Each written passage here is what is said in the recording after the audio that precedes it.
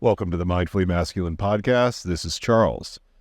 Okay, so this is our second episode in our series on 5 love languages for men. And this is the first episode that you'll hear me promise to take the premium assessment on the 5 love languages website. And you'll hear me promise that I'm going to take this several times in the upcoming episodes, but I finally done it. So I wanted to put that in the intro to this episode. I took the full assessment for $35 on Gary Chapman's website, 5lovelanguages.com. And it turns out that my primary love language is words of affirmation. My secondary languages are physical touch and quality time. And then acts of service and receiving gifts round out the 5. So that's where I'm at. Just keep that in mind as you hear me continually to promise, I'm going to take this test. Well, I finally took it. So I'm a words of affirmation guy. That is my most preferred love language. And this episode is words of affirmation. So please enjoy and follow us or subscribe on your chosen podcast app. And also check out our full video episodes that you can find on YouTube. Good afternoon, Charles. Hello, Dan, and welcome back. How was your lunch break? Fantastic. My coffee's delicious. Yeah, I only had coffee for my lunch break, too. I think I might... The waistline says thank you. I'm going to, when we're done with this episode, I've got to head out and run some errands down in my neck of the woods. I haven't been to a Fresh Kitchen for a while. I think I'm going to do one of their bowls for lunch today. Those are usually really good. Yeah. Even though my realization that their cauliflower mash is not just made out of cauliflower, it's made out of cauliflower and potatoes. That took some of it away. Yeah, I hate to have been the bearer of bad news for that one. It never made sense how it tasted so good, and now I know. It's because it has potatoes in it. There's no way you could just make cauliflower that good. Right, yeah. But yeah, maybe I'll do the cauliflower rice or one of the other choices, but boy, their bowls are so tasty. Let's see, I did want to mention that it's been a big day around the world because last night was the first concert for Taylor Swift since she released her latest album.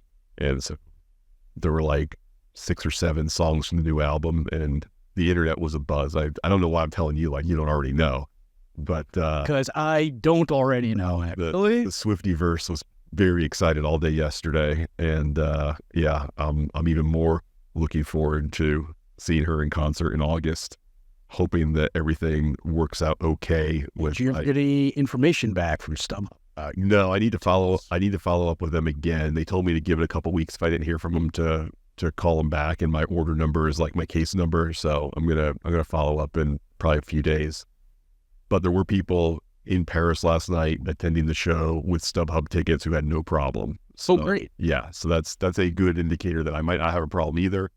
Though I have heard that the rules for the secondary ticket market, aka scalpers, Austria is about the most strict of all the countries over there. So it's not 100% guaranteed that just because it worked in France, it'll work for me. Mm-hmm. But I hope that I don't run into any issues. And again, I'm not worried about being out the money. They'll refund. If I have any problem getting to the show, they'll give me the money back. But yeah, the show's the more valuable part. Otherwise, right, exactly. You wouldn't be trading the money for it. Exactly. I got a good deal. I'm happy with the deal that I got on my ticket.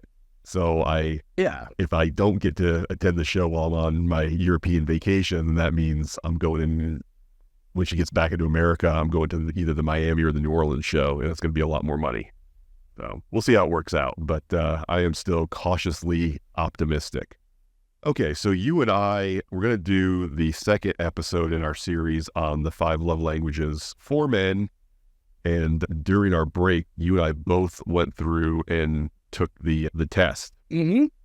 And I took the free version of the test where I only know my primary love language. You took the fancy upgraded version of the test, so now you know all of your love languages, right? In order? Yep. Where did words of affirmation fit for you? Words of affirmation actually is a secondary for me, so that's the second highest. Okay. And that's tied, actually, quality time.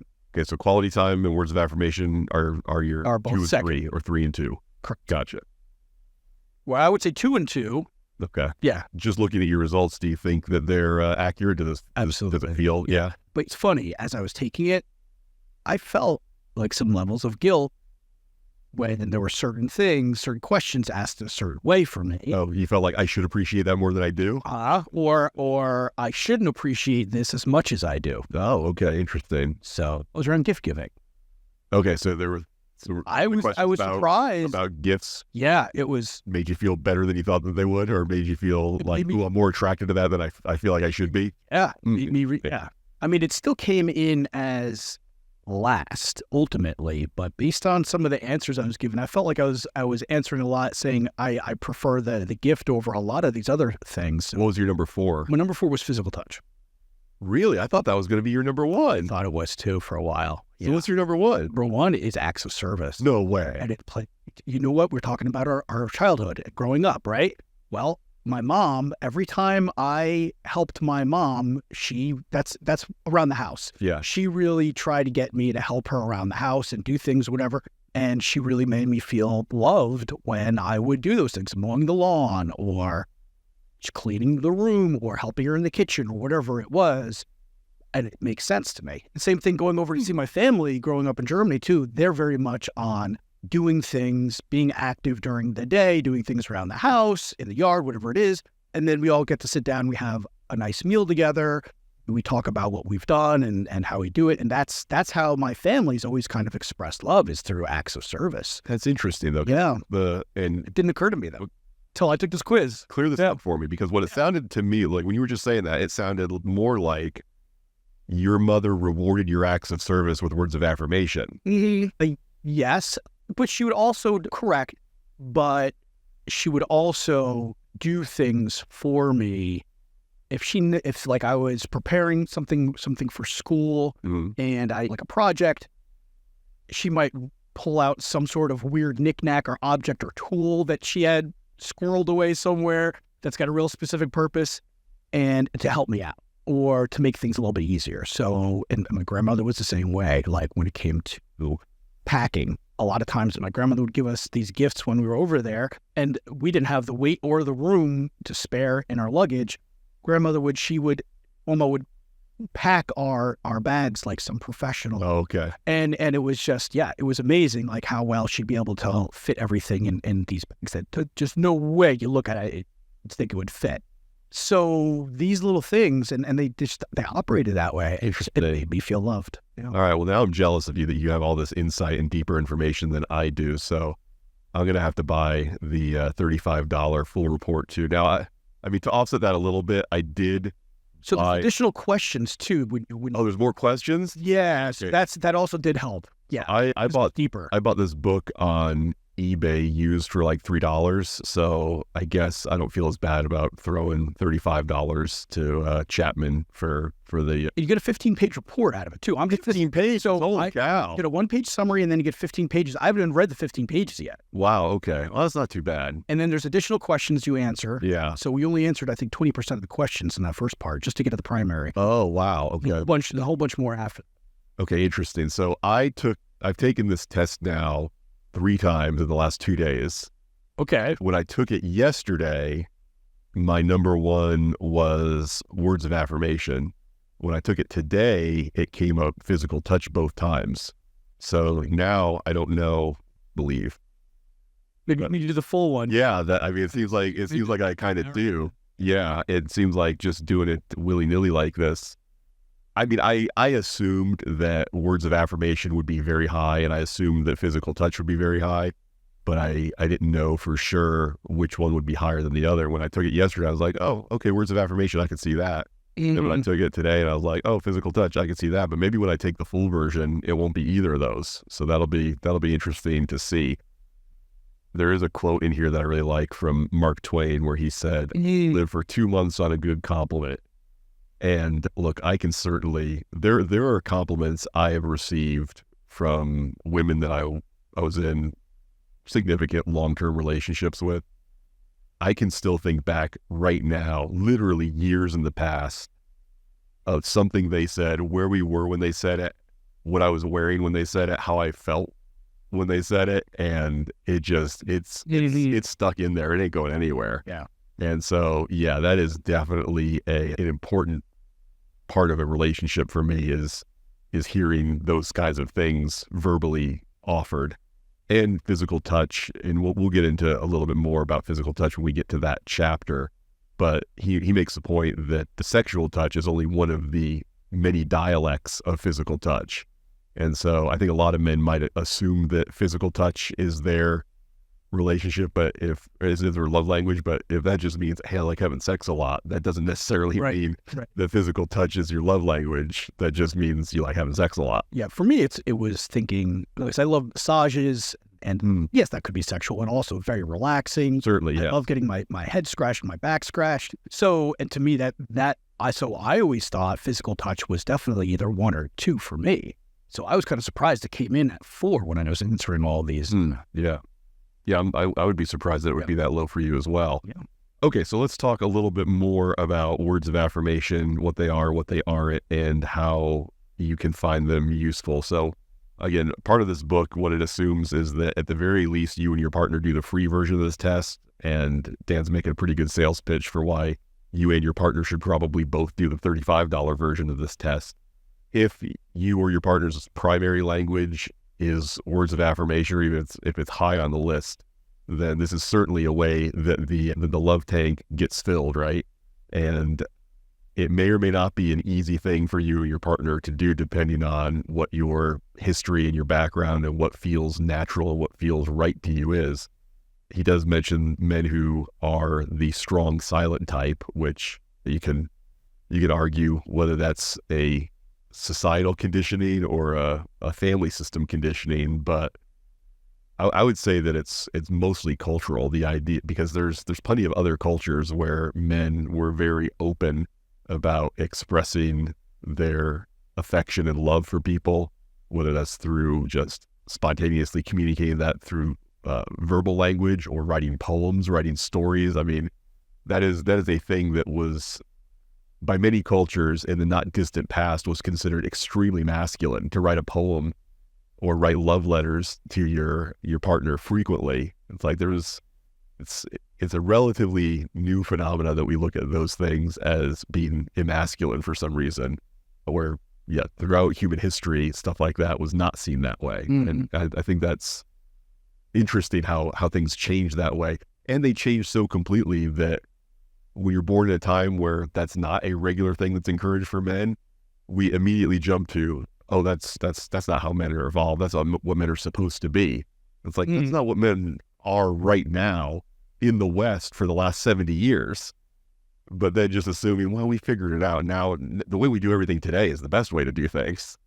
And that does seem like a little bit of the hubris of that, your period bias. It's like, oh, the period I'm in is the one where we've got everything figured out. We're doing everything right, where sometimes that's correct and sometimes it's not so correct. Let's talk about, so if you are not a guy that's comfortable expressing your feelings, expressing your emotions verbally to someone because you don't feel like that's a safe activity to engage in, so you might have to train yourself to be a words of affirmation giver if it feels particularly risky for you to say. And we're not talking about just surface level compliments. We'll get to the difference between flattery and other dialects of how to speak your words of affirmation to someone. But if it takes a lot out of you, or even a significant amount out of you, to offer words of affirmation, and you don't get a response that you're hoping for when that happens, it can be pretty painful. Particularly, one of the things that he does mention in this book is if that's your love language and you try to express yourself in your own love language and it's rejected, then it's going to hurt even more. I couldn't imagine what that must feel like. I can't think of a concrete example. Yeah, it's good because he talks about the different dialects. So there's a few different ways that you can get started in this love language with words of affirmation. So he gets a little bit specific and talks about words of encouragement, kind words, and humble words are all different ways that you can start to at least practice words of affirmation here with a woman. Yeah, and it's especially important to not devolve into flattery, which, as he defines it, flattery is when you say complimentary things to someone to get something out of them, whether that is a particular action, a particular response, or you're using that compliment to shape the way they think of you so that down the road you can get what you need to from them. And he does make a great point that the more flattery your wife has been exposed to, the better she will be at recognizing and dismissing it, which is essentially saying either the more attractive she is or the higher performer that she is at whatever, then the more likely people who want to be in her presence have told her what they think she wants to hear. And so your job is going to be even more difficult in coming up with words of affirmation, and particularly those kind words that are really about giving to her and not giving to get. Yeah, and I think that comes down to being specific, not giving like a generic compliment. Oh, like, you look good in that dress. Great choice on the color.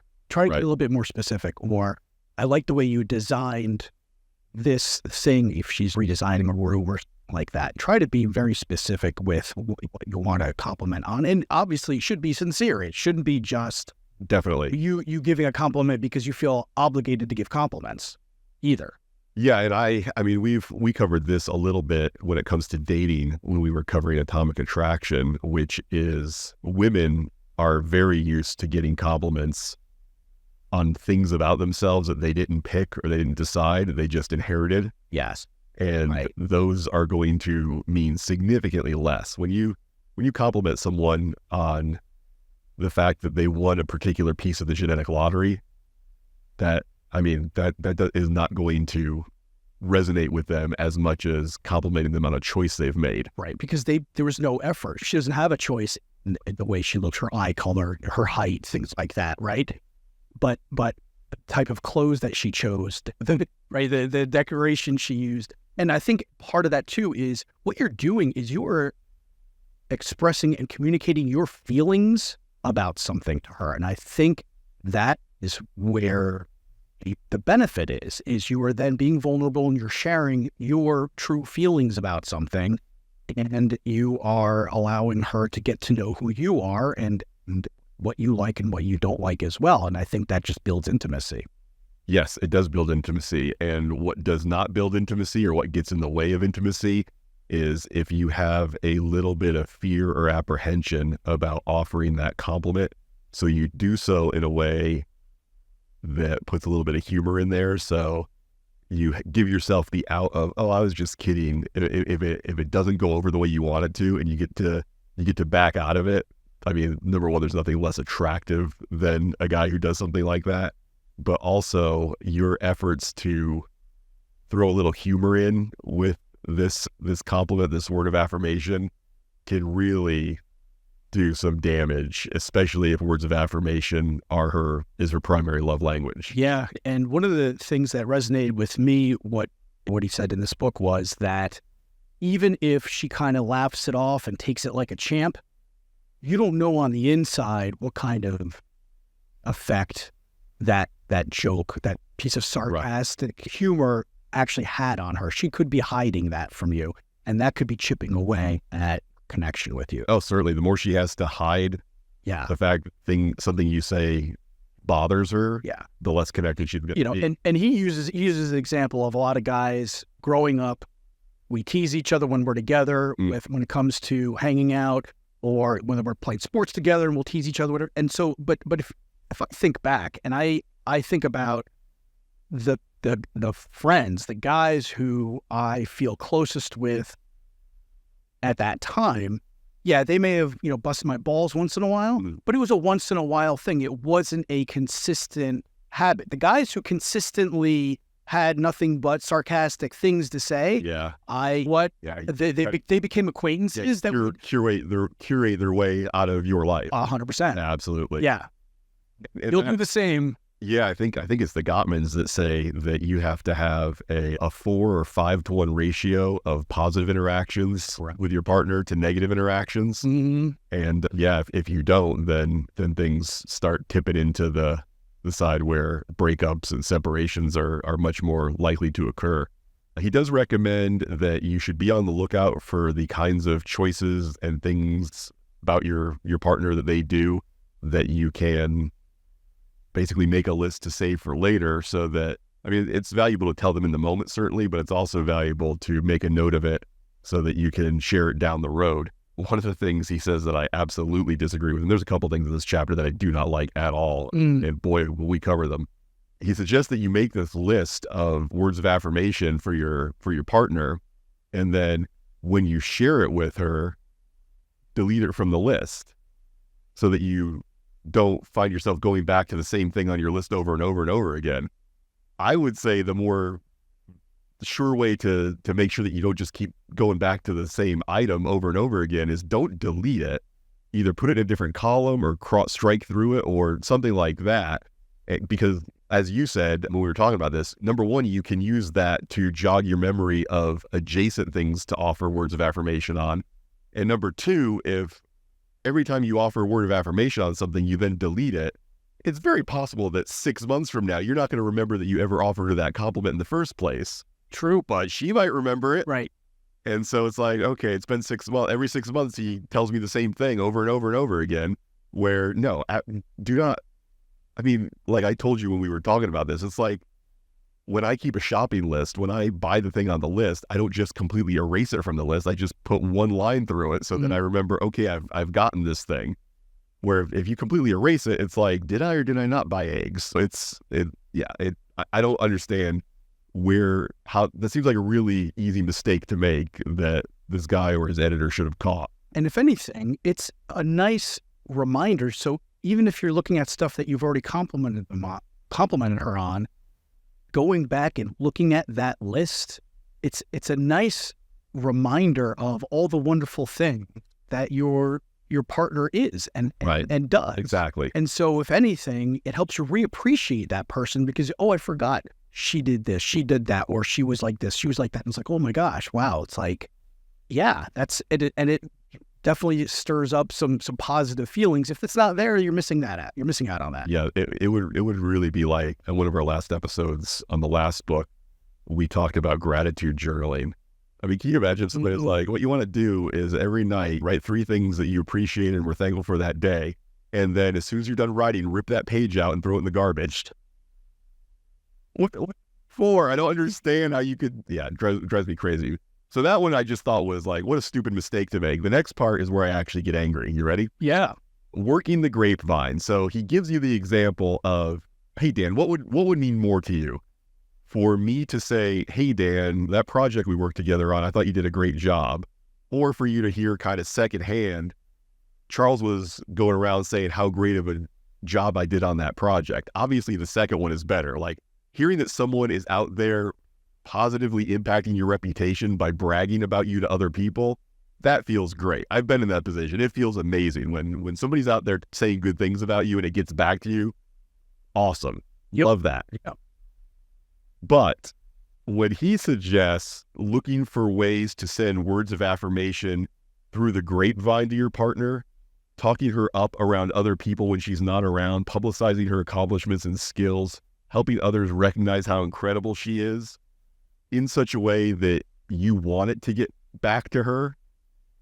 Okay, then to me, I'm open to being corrected on this in whatever comment or communication or email somebody wants to send me.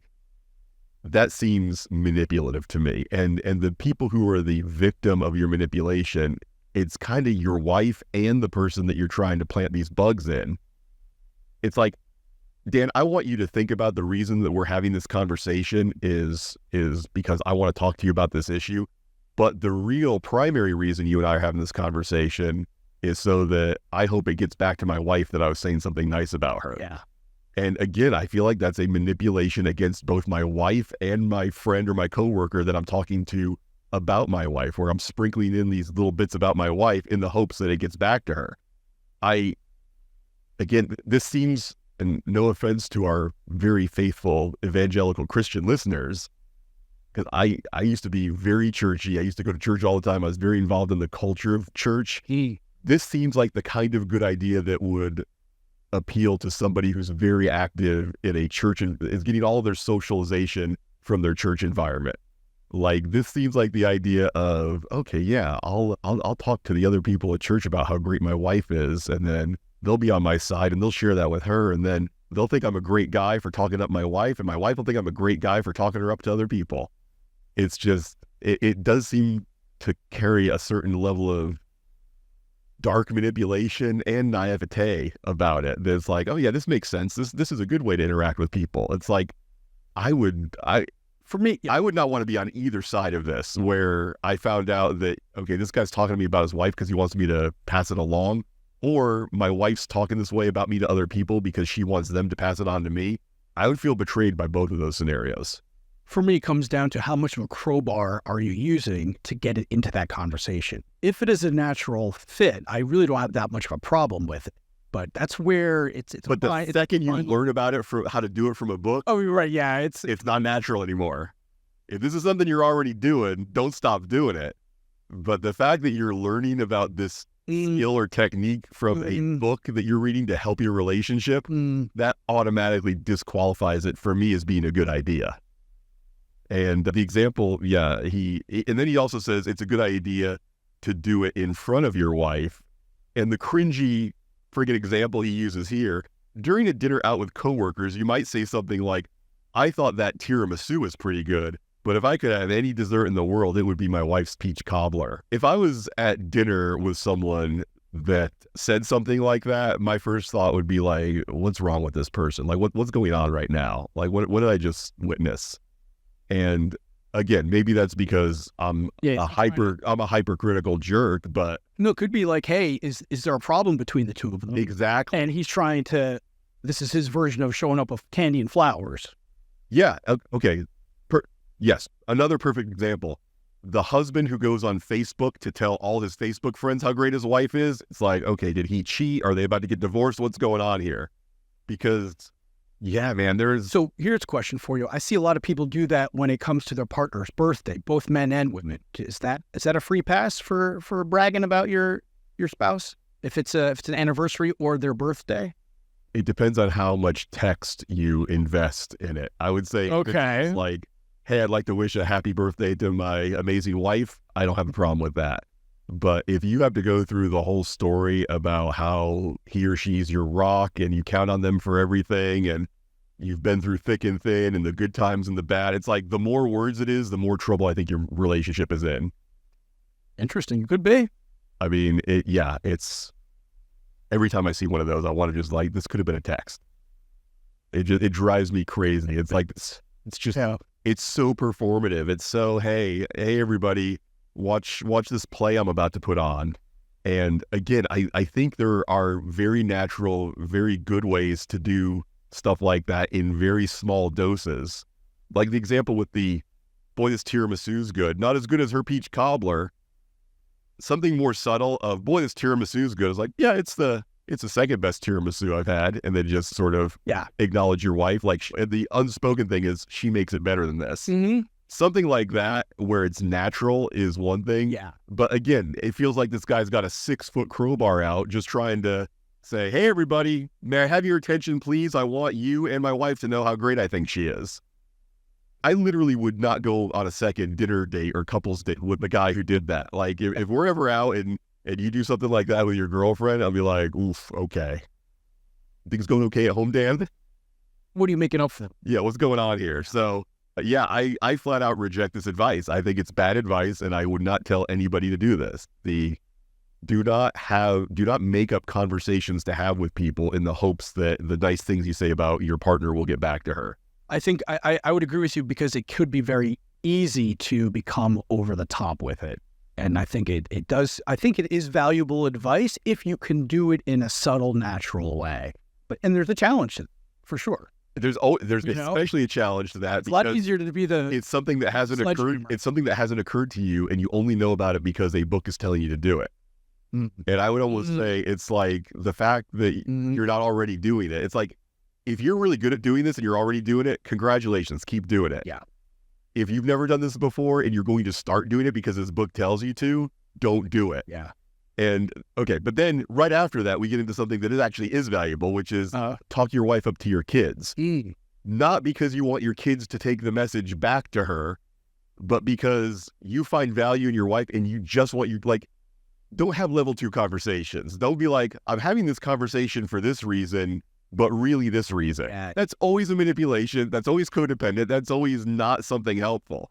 But if you say there's value in it for me to tell my son or my daughter how much I love and appreciate their mom, then fine. That's it. But if your ulterior motive is, and I hope they mention it to her, then don't do it. Yeah. I'm just some guy. I haven't written 18 different love languages books. I shouldn't have to be the one that understands this and tells people about it. But it's my burden. So here we are. Okay. He does talk about the encouraging words, and those encouraging words, there are some lines you don't want to cross with encouraging words too, which is don't encourage your wife to become something more than she currently is, or your partner, because you're not satisfied with what she currently is. Right. Again, it's just like what you just said. It's not about what you want. You don't give her the encouraging words because you want her to be something different or do something different. Right. You recognize that she might want to do something Correct. that she's a little timid, a little she's a little scared to do, and a little bit of encouragement and support would maybe get her to kind of take the next step. Yes, exactly. Where it's, if it's something, if your encouraging word sounds like, hey, listen, that job you're currently doing for $30,000 a year, I think you could go find something better and make twice that much money. That's not encouraging. That would put most people in a position of, okay, so he thinks I'm wasting my time. He doesn't think what I'm spending my time on is good enough. And I need to be different. I need to do different. But it's more like, hey, I'm thinking about branching out and either looking to, I kind of like to explore a job with this company or even this career instead of my current one. That's when the words of encouragement are like, I think you could absolutely do that. And I support you if you want to make that change. So I'm going to give an example of what not to do. Okay. I did this in a past relationship years ago where she worked as a social worker. She worked with people who were mentally challenged, and she was like the director and local charity and organization.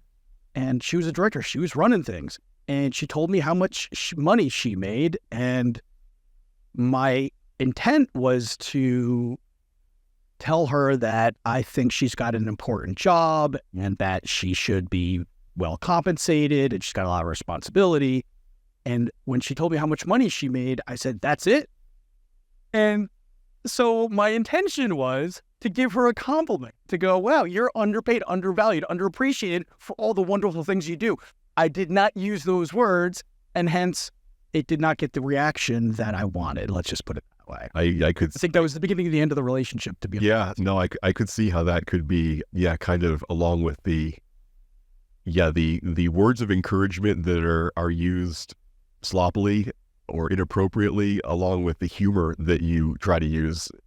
Those two things could definitely, again, especially if somebody's love language is words of affirmation, then it's like the stakes, when you decide I'm going to make an effort to speak to someone in their primary love language, the stakes go up. Absolutely. Because if you fumble it, to use a sports analogy, as the author loves to do, fumble it, the cost can be high. And so it's important to be very deliberate with that. It's like, it's worth the risk, obviously, but don't go at it half-assed, or it's gonna go off the rails. I just didn't think it through. I was sloppy. Yeah.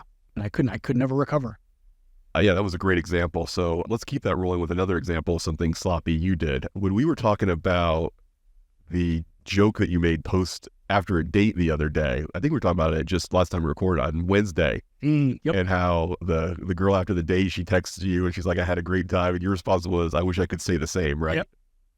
And then she never communicated with you ever again after that. Yep. I mean, I think that's funny, but what occurred to me is, okay, so words of affirmation is her love language, or if saying to a guy, hey, I had a great time, thank you, after a date, is something that she's put it out there before and she's gotten burned by it, then her ability to appreciate the humor or the sarcasm, again, I'm not saying you did anything wrong, but it could have been that the circumstances and her own personal history and experience told her, okay, this hurts a lot. And you would think it must have hurt her a lot if she didn't ever respond to you. So this is where people are different. And I made the assumption that she'd be on the same page, but we had a good time. We were laughing. We were joking around. We were connecting.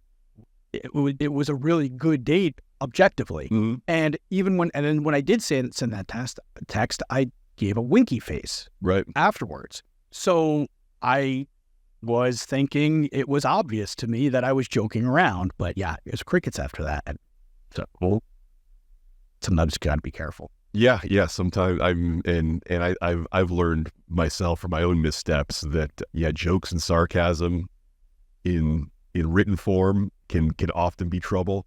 Emojis help out a little bit. They make it a little bit easier to try to be sarcastic over text, but yeah, sometimes you can still. I needed a better emoji than the semicolon and bracket, right?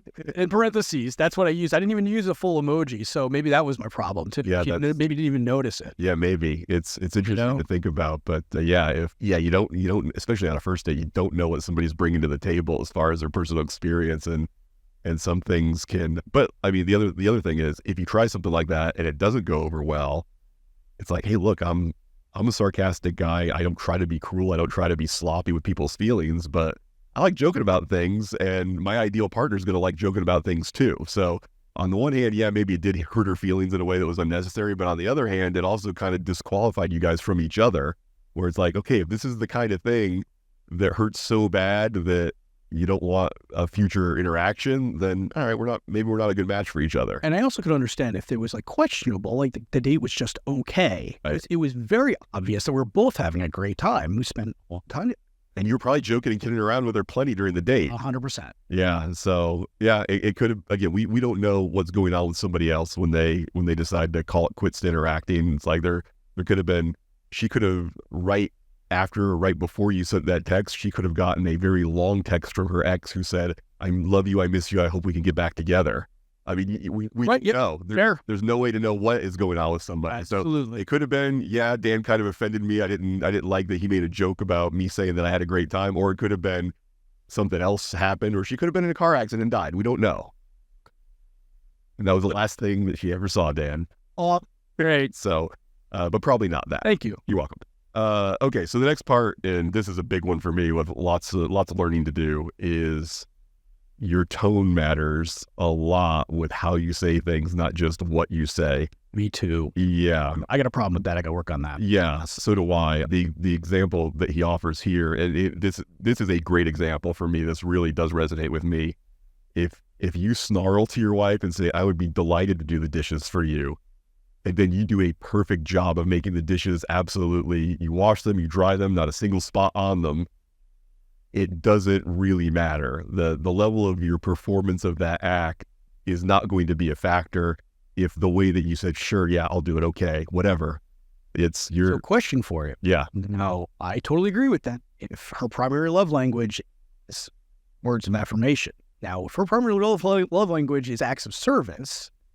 I still don't think it matters. Still don't do the sarcasm part? I feel, I mean, if it's, I mean, in this, I mean, when I see the word snarling, I mean, I think that okay. There's hostility there. And yeah, I don't think, no matter what somebody's love language is, if you use a tone that says, I'm hostile about that, I'll do this, but I'm not I'm not into it, then yeah, it almost kind of doesn't matter. Where the opposite, the other side of this that I thought was amazing, which is something else I have a hard time with. If you say something as pointed as, I felt disappointed and hurt that you didn't offer to help me this evening, but you say it in that vulnerable, open, kind way, that can be seen as an act of love. Yeah. Where you're sharing your feelings. Exactly. And especially if that's something you struggle with or you're trying to improve on, and she sees you take the shot to do that, even though it's something that is, you're essentially offering a negative opinion of something she said or did or didn't do, but you're doing it in a way that just oozes connection and intimacy, then yeah, she will see that negative thing as valuable in a way that you probably can't appreciate or understand. I certainly would have trouble with that. For sure. Because I struggle with any criticism or any communication of your words or your actions did not meet up to my expectation. It's like, it's hard for me not to take that as an attack, no matter if Brene Brown herself was offering me criticism in the most perfect way. Charles is going to take a little bit of like, oh boy, now I feel now I feel like I got to be on my defensive because on defense because, yeah, this feels like you're telling me that I'm not good enough for you. I'm not good enough for the relationship. I'm perfect. Yeah. And I don't like not being perfect. So because we have to have a fight now. That is one of my many default settings that I'm working to deprogram. But yeah, it's tough. But healthy people, and I think women in particular, I think they tend to be able to feel the connection despite the negative message. Where for me, it's like I struggle with the connection at all if the message is even slightly negative. Yeah. And I mean, for me, I struggle sometimes with tone and presenting my ideas and my advice and my opinions to people, especially the ones I care about in my life. And I can come across as really, I feel sometimes really harsh instead of coming from a place of curiosity and just trying to understand, hey, are they even receptive or open or wanting any advice on this? And instead I just kind of give it. I also could be giving it in a way where it comes across initially as not an attack, but a little bit rough around the edges. And I know that can immediately put somebody's wall up. And then at that point, they're not listening to anything that I have to say. They're not open to anything that I have to say. Right. Because my initial approach was not in a warm and caring manner. And now I've just completely wasted my own time with what could be wonderful, perfectly great advice because they're not receptive to it anymore because I opened with the wrong tone. Right. And I mean, one could make the argument that no unsolicited advice is useful advice. And if somebody dealing with something suboptimally is not enough of a concern for them to go to people close to them to say, I could use your help with this, or do you have an opinion on this? Then it's like, okay, well, if you're not to the point where you're willing to say, I could use some help, then you're definitely not at the point where spontaneous help is going to be utilized or appreciated. And unsolicited advice is another one of the areas that I struggle with, where it's like, hey, I've been through something so close to this, and I know exactly what it took for me to get to the other side, and I'm happy to share that with you. But that's a great way to open. And then you follow up with the question, is that something you're interested in?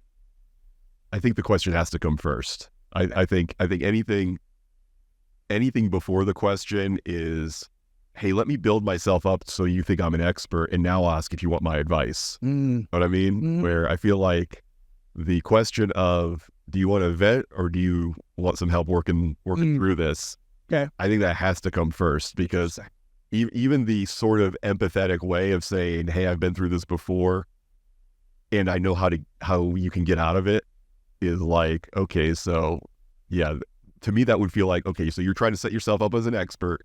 So either I'll ask you for your advice or you'll just be able to give me your advice and I'll take it.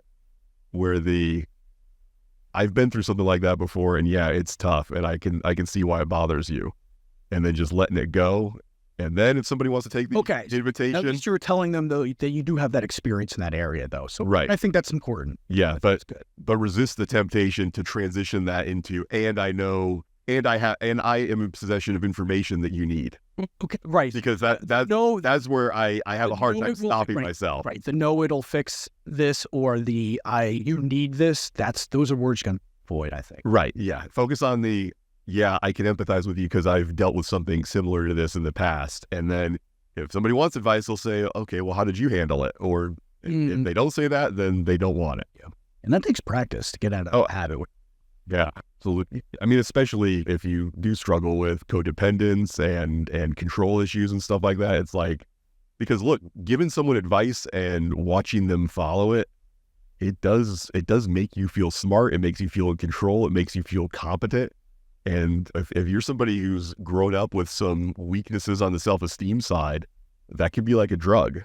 And also, even if you don't have that side of it, you could be coming from a place of, I care about you. I want you to feel better. I love you. So here, let me fix this problem for you. Right, exactly. And that's still doesn't really matter what your intention is at that point. The end result is you're still going to be putting somebody off who's not open or ready to receive anything that you Exactly. And sort of keeping that mindset and that maintaining that sense of calm is one of the other things that he talks about, which is when it comes to managing your tone and expressing your concerns, your issues, your goal has to be understanding and reconciliation, not proving that you were right about something. And so that's where Corey Wayne does a great job in his book about how to become a 3% man, where it's like whenever your partner comes to you with an issue, your default setting has to be, tell me more. I want to understand more. I want to learn more about what you're feeling. I want to learn more about what I did that has you upset. It's like, keep trying to pull more and more information. And that way you can do it. As long as your primary mission is, I want to learn more, then it distracts you from the primary instinct of, I need to defend myself. And I like it when authors of very different books agree on stuff like this, because then I know that it's a valuable place for me to deposit my time. Yeah. Because one thing you can say about Corey Wayne is none of his material comes across as churchy. So yeah, just that curiosity of, I want to understand where you're coming from and get to the bottom. That's my priority.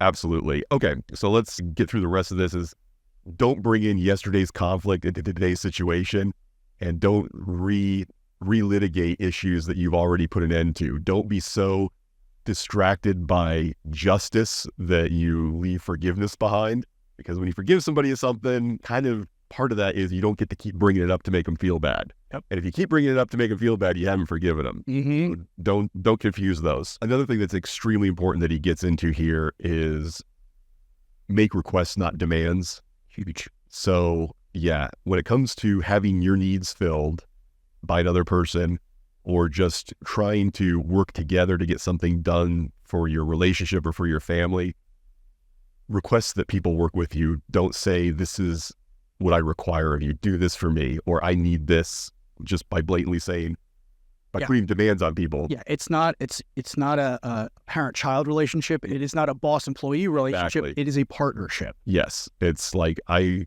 would like us to work together on this, and here's what I would like you to do next. And then give them, and then be okay with them saying yes, no, or what about this instead?